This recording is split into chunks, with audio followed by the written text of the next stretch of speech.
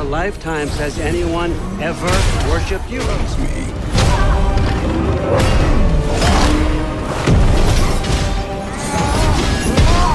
I do not need you to protect me. What matters is that you are safe. But that's not all that matters. Who's keeping you safe?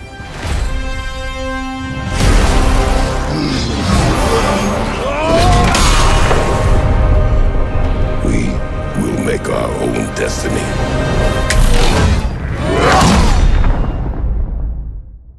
Ladies and gentlemen, we have quite possibly just received one of the greatest trailers ever made, courtesy of Sony Santa Monica, and I believe it is only right that we give this a proper breakdown slash analysis, and because I truthfully feel like this is one of those trailers that upon subsequent watch-throughs, you will be able to pick out more and more and more details. So that is exactly what we are going to do here. See what we can learn together about this absolutely jaw-dropping God of War Ragnarok trailer. So sit back, relax, and yeah, let's do this. I know you. God Killer. So coming off of 2018, we knew that Tyr was someone who got around a lot. He was someone who traveled, and while out on his travels, he received gifts, right? So it makes all the sense in the world for him, while out on his, various journeys across the land, to have heard stories of the Ghost of Sparta, right? Henceforth, why, in Tyr's temple, he had a Greek vase of with Kratos plastered on there, right? So that I think that really does confirm to us that that wasn't just there for fan service or a little wink wink nudge nudge to the fans who have been there since the beginning, right? Like no, that was there to tell us that like, oh no, like Tyr is definitely familiar, at least maybe somewhat, but he has heard of the Ghost of Sparta. And I just think that's really, really cool to kind of get confirmation of that. And next we have the Allfather himself. And I think the thing that is the most apparent to me is that this is just the complete opposite to the image that I had kept sort of building in my head. And I guess I was just more picturing something more in line with Zeus from God of War 3 and God of War 2. So when we did see um, Othin, we were going to see him with his crown, something like that, a crown, whatever. His spear, obviously, him rolling up with his two ravens, and it's not that. He's I think a lot shorter than I expected. His voice, he's very soft spoken, very reserved, right? Until later in the trailer, obviously, he gets a little bit more emotional. It almost seems like he maybe has a little bit of like an unkiltered side to him. But yeah, just all in all, he comes across in the little bit that we've heard from him, in the very silhouetted appearance that we have of him thus far. I don't know. He's just not what I expected, and that's not a bad thing. I actually think he comes off a little bit scarier this way, because it's not the typical. Because when you hear Odin, you do expect him to be, I don't know, like big, burly, a sort of generically intimidating, kingly figure, right? And just based off of this image, I don't think he comes across as that, but I still find him weirdly intimidating. I don't know if that makes any sense, but yeah, I just really like how they kind of like I, I don't know, it just wasn't what I was expecting, and I think that's pretty cool, honestly, that they just kind of took this character that I feel like people have an image of already and just kind of went the complete opposite way with it. So I kind of respect that. Now, this little wall mural is very interesting because, I mean, let's kind of look at the Yggdrasil. It has, strangely enough, obviously depicting all nine realms on its branches, but there are several, you'll notice, that are crossed out, and I wonder what this means. So, I couldn't make out what the ones that Atreus is currently covering, because the ones that he is covering are actually crossed out, so I couldn't make out what those were exactly. The ones that are not crossed off are Nibelheim, Jotunheim, which is weird, Asgard, and Vanaheim. Those were the ones that I could make out. So I'm very curious. Is this like a little checklist for them to make sure, or to kind of keep track of the realms that they, you know, that they still have yet to go to in order to get a specific item or something? I don't know. That's sort of my big question is why are they crossing off these specific realms, right? And Jotunheim, I thought, I mean, we knew beforehand we were going to all 9 realms, right? Pretty much from the jump of this game being announced. But I'm really curious what us going back to Jotunheim is like. What's there for us? Maybe there's a lot more to Faye that we don't know still, right? So that will be interesting. But the fact that Jotunheim is not crossed off there lets me at least assume that we are going to go back there at some point.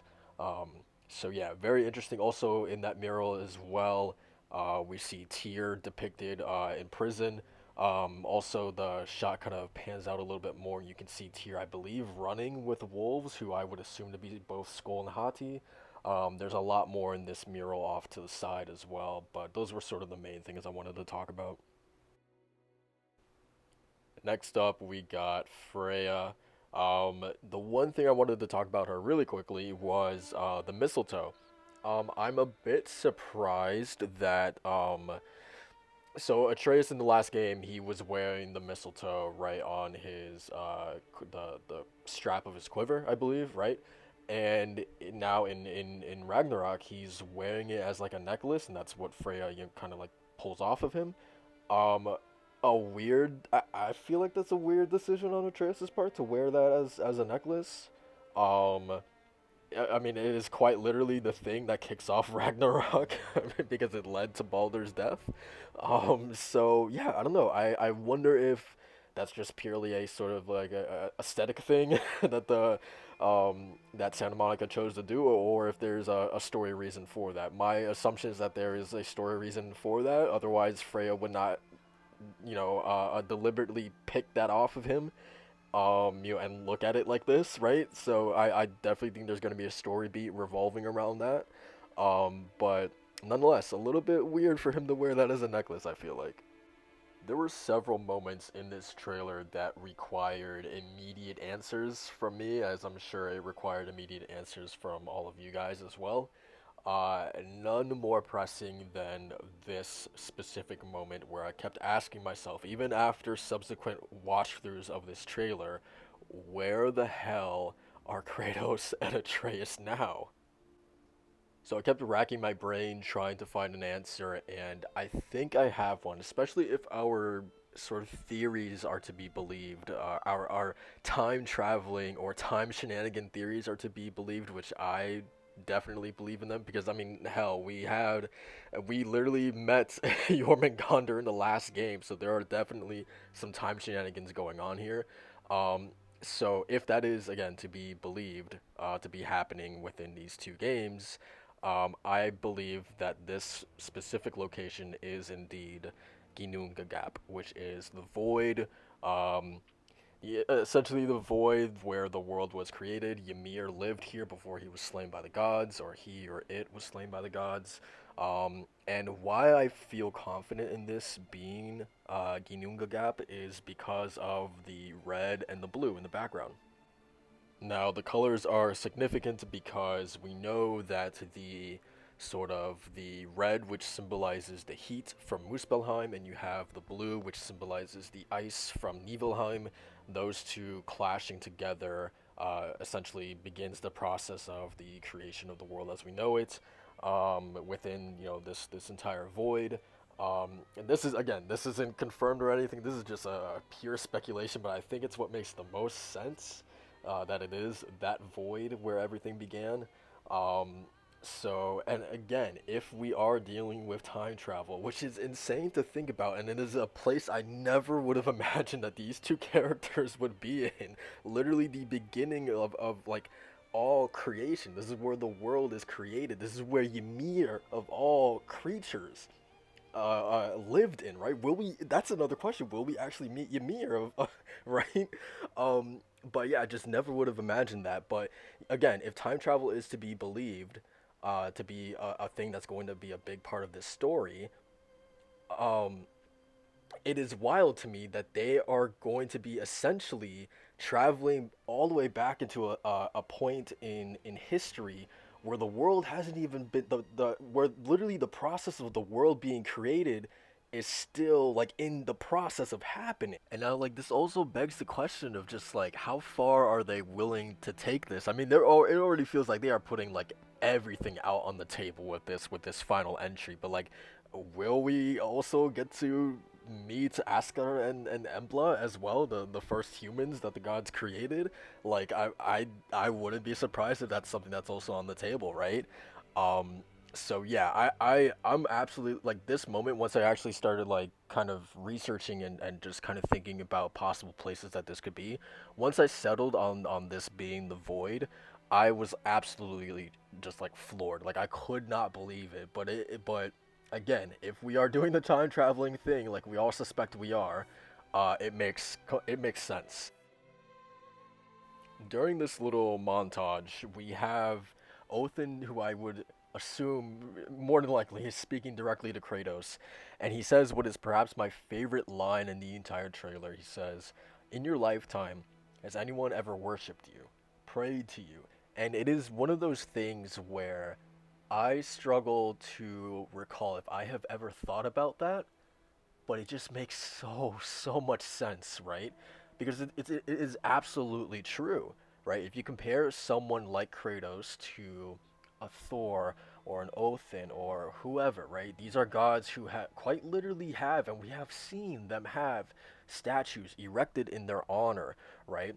More than likely, there are people who make sacrifices in their honor for them, right? There are people who pray to them, things like that. And can you honestly say that anyone has ever done that for Kratos out of their own uh, free will, like willingly? Has anyone ever thought to do that for Kratos? Hell no. So it's a very fascinating point because while they are both gods, they are separated by much more than just their powers and their abilities and whatnot, right? They're separated by like Kratos.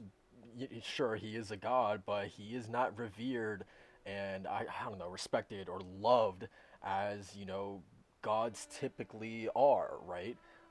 So I really love sort of making that clear that yes, Kratos, you are a god, but you are not a god like I am, right? So I thought that was really fascinating. And the only thing I wanted to say about this specific shot is look how far our boy has come. If you remember back at the PlayStation E3 2016, little baby Atreus, when Kratos was holding down the troll, what happened? Atreus shot his dad instead of the troll, right? But this time, no, he's not gonna make that same mistake twice. Look at how much he's grown since that point. So I thought that was a really cool sort of, literally, like, look how far this character has come, or even just like a little mirror to that original announcement trailer. So really nice. I'm not sure if this is again a little bit of just like editing trickery, but we have Othin speaking about Kratos doesn't care anything but himself, and he alludes to the monster that is still inside Kratos. Um, and so when he specifically says the monster, we cut to this shot of Kratos clearly overlooking something while he is bloodied, just the look of his on his face, right? Obviously something bad happened. He lets out this like sigh, like almost like a shaky sort of not, I don't know if sigh is the right word, but like a shaky breath.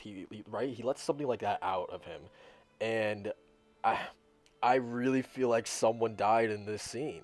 I will not even begin to speculate who, right? Because it could be a number of people, but I feel like somehow, some way, maybe that monster was released once again. That classic Ghost of Sparta monster that he has tried so hard to keep restrained, somehow was just unleashed again, and it led to someone dying. And this is sort of the aftermath of that, him bloodied and him kind of looking on in horror at what he's done. I could be reading way too much into that, but I don't know, that's just kind of the vibe that I get from this one shot in this trailer. For the life of me, I could not figure out, like, after watching this trailer several times, I could not figure out who the hell Kratos was carrying on his back. The internet is speculating that this is possibly Freyr, which I can definitely, I'm leaning towards that now. I can definitely see how people are making that conclusion. Freyr is essentially the lord of this specific realm, so it would make sense as to him being here. He's also one of the most, or I believe the most renowned gods amongst the Aesir. But also, I think the biggest proof to this sort of theory being correct is, I mean, look at the elves, who are not attacking Kratos. They are going the other way. As Kratos is running towards the camera, the elves are running, towards the explosion, almost as if they are protecting, their lord. Not necessarily Kratos, but they are protecting their lord, right? They are rushing into battle to make sure that their lord gets away safely. And as Kratos is running, we see examples of Vanir magic being used to sort of, like, I don't know, like, vines sprouting up from the ground and pulling down the trees. So I wonder if that is Freya indeed. She's the one who's doing the chasing after these two. That would be very, very interesting. Before we get to the money shot of this trailer, there is one little detail that I feel like it has been under our noses this entire time. Especially when we got, because I believe even with the box art for Ragnarok, the wolves are on the box art as well. So this detail has been there the entire time. If you look at this image, there's one that's clearly white, there's one that's clearly black, and then in the shot with Atreus when he shoots the arrow up into the sky, there are two big wolves there. One is black, one is white. So I believe that the two wolves that have been piloting the sled for Kratos and Atreus are indeed Skull and Hati. So that is really, really cool to me. Like, I don't know, it's obviously going to play a really big part, but, like, I don't know, it's just really cool that it's like, oh, Skull and Hati have been there really since, like, last year when we got that big trailer. So, like, yeah, I don't know, that's super cool to me. So for the big one, the moment that collectively I think dropped the jaws of the entire internet, um, I really don't know what to make of this one, to be quite honest. I again, I've seen several theories online, but I because again, it's been said in the last trailer, their whole goal is they want to stop Ragnarok from happening, right? Which again, I think lends credence to this whole idea of time traveling being a major theme in this game. Because if they do truly want to stop Ragnarok, they are going to have to go back in time, because Ragnarok started the moment Baldur died, right? So it's already in the process of happening, right? So, like, they can't stop it unless they do go back in time. Um, so I'm wondering with, so everyone knows that the deal with the two wolves is that they are sort of tasked with, or they endlessly chase the sun and the moon, Sol and Mani, for all of time. Ragnarok begins when they finally catch Sol and Mani.